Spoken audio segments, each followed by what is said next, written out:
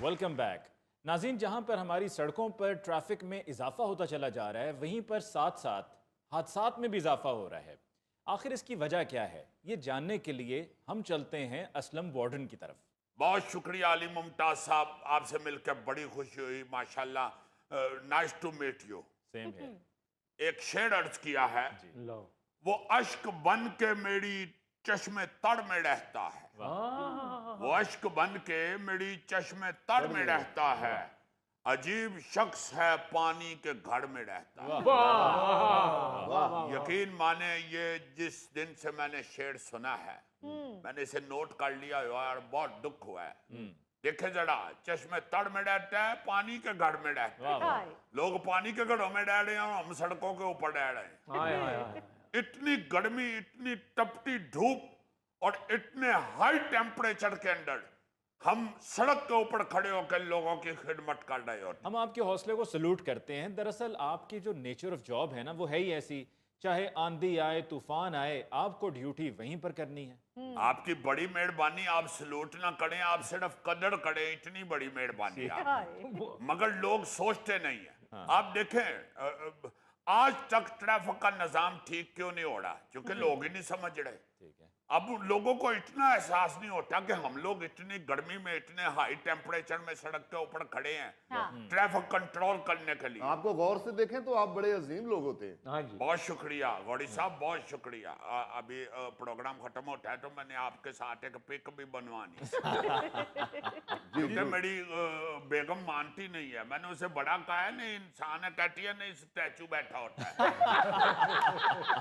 तो मैंने कहा अभी मैं एक पिक बना के लाऊंगा, देख लेना। असलम साहब, फिर पिक ना बनाना, वीडियो ही बना लेना, क्योंकि पिक च तो मैं स्टैचू ही लगना वा।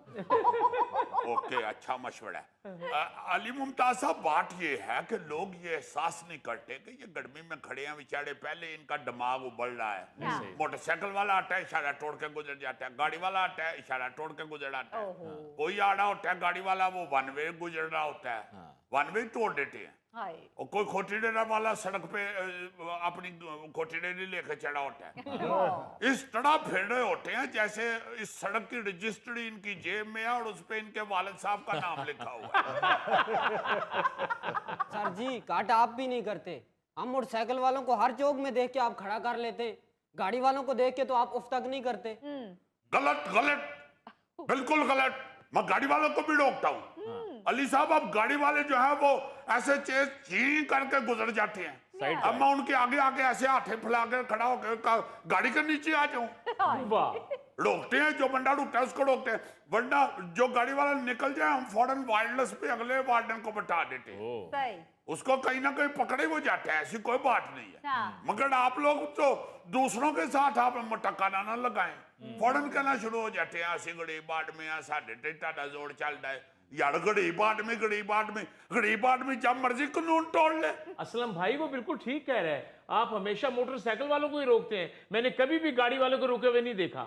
ये क्या आप बात कर रहे हैं? आप तो खुद गाड़ी में निकल जाते हैं, आपको क्या पता है किसको रोका हुआ किसको नहीं? आप लोगों ने तो शीशे ऊपर करके एसी चलाया होता है। हमसे पूछे जो दो जगह में नौकरी काटे होते हैं, गाड़ी वालों को भी रोकते हैं। वैसे भी अली मुमताज साहब, आप देखें कि अब गाड़ी वालों का चलान तो सेफ सिटी के थ्रू उनके घर पहुंच जाता है। आपको पता है, अब तो गाड़ी बेचने जाए तो पता चलता है 85 चलान हुए गाड़ी नहीं बिक सकती जब तक आप चलान ना क्लियर करेंगे। यार आप क्यों तंग कर रहे हैं उनको? वो वाकई गर्मी में ड्यूटी कर करके ना बुखलाए होते हैं। थैंक यू गौरी साहब, वीडियो जरूर बनवानी। चले सर, अब मेरी मोटरसाइकिल तो छोड़ दें प्लीज। खाली हेलमेट और डिलीवरी बॉक्स को लेके मैं क्या करूंगा? मजदूर आदमी हूँ, 2000 में चलान नहीं दे सकता। जब मोटरसाइकिल चला रहे होते हो, जब वन वे तोड़ रहे होते हो, जब पिज्जा पहुंचाने के लिए इशारे तोड़ रहे होते हो, उस वक्त भी ज़हन में रखा करो ना तुम दिहाड़ीदार आदमी हो। उस वक्त तो सुल्तान गोल्डन बन के जा रहे होते हो। जब आप लोगों को पता है कि हम 2000 चलान नहीं दे सकते तो फिर एहतियात करें, बल्कि आप फिर ज्यादा एहतियात करें। बिल्कुल सही। गाड़ी वाले तो चलान दे के तो भुगत के जुर्माने दे के फिर घर जाके एसी लगा के बैठे होते हैं। तुम अगर दिहाड़ीदार बन रहे हो तो तुम्हें ज्यादा एहतियात से काम करना चाहिए, मगर नहीं, सिर्फ पिज्जा पहुंचाने के लिए तेज जा रहे होते हैं कि फटाफट पिज्जा पहुंचा के तो अगला फेड़ा लाइए जा। देखो बात तो वो ठीक कर रहे हैं, अगर ट्रैफिक के कवानीन की खिलाफ वर्जी मोटरसाइकिल सवार करना छोड़ दें तो शहर के आधे से ज्यादा मसाइल तो इसी पर ही हल हो जाएं। अब सुनाओ, पढ़े लिखे आदमी भी वही बात कर रहे हैं जो मैं कर रहा हूँ। देखो उन्होंने टाई लगाई हुई है, सूट पहना हुआ है, वो गलत बात करते हैं। मेरे साथ ही लड़ाई झगड़ा शुरू कर देता है, जी तो हमको पकड़ लेते हैं जी, गाड़ी वालों को नहीं पकड़ते जी, गाड़ी वाले तो दो गुजर गए हैं, मुझे क्यों पकड़ लिया है। चलो जाने दें असलम साहब, जैसे बड़ी गाड़ी को आप नजरअंदाज कर देते हैं, ये डिलीवरी बॉय को भी छोड़ दिया करें आप। लो गौरी साहब, मैंने नहीं आपके साथ वीडियो बनवानी।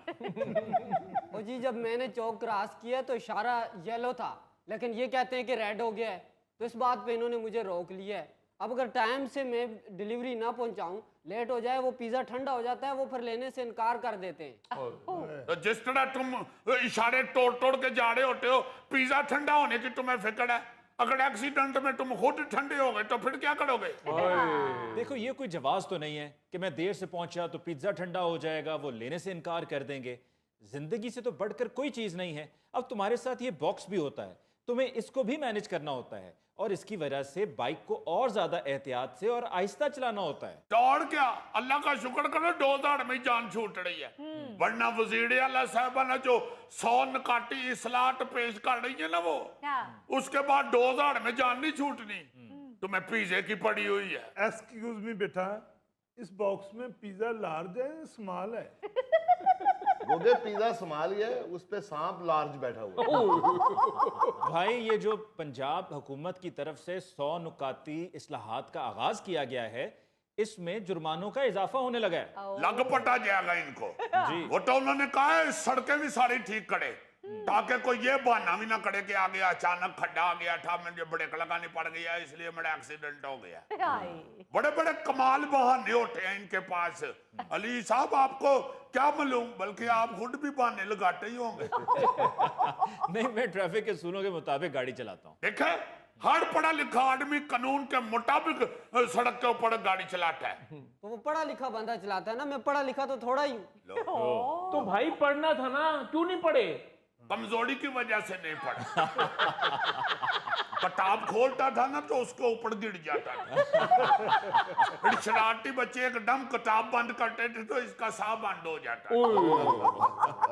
और भाई पढ़ोगे लिखोगे तो पेंट कोट पहनोगे ना, फेल्ट पहनोगे। तो और क्या, ये आपने पढ़े लिखे होने की वजह से पेंट कोट और फेल्ट पहना हुआ है।